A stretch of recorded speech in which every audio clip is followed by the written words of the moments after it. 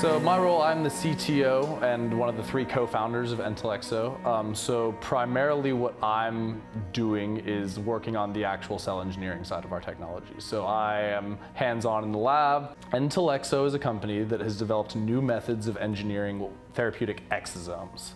So that's the kind of big buzzword that I guess we should kind of get out there. So an exosome is a little packet of cell membrane secreted by cells that when you were in 8th grade, you learned them as the garbage bin of the cell. Like when you learned mitochondria was the powerhouse, that's just kind of what we attributed to them because we didn't understand them so well.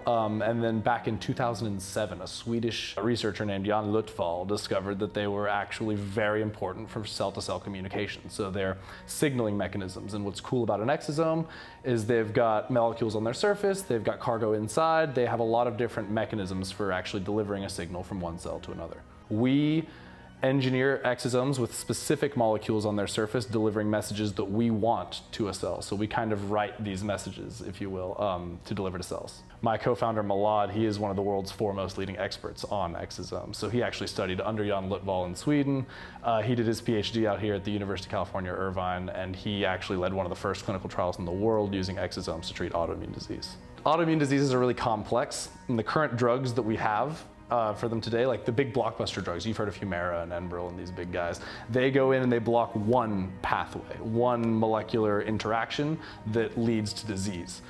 Which is good because you do see some symptomatic relief. You also see a lot of side effects associated with these global suppressors. But the reason that these treatments don't have cures is because you're treating one branch of the tree, right? Like if you block one pathway, you get symptomatic relief, but you're never curing a disease.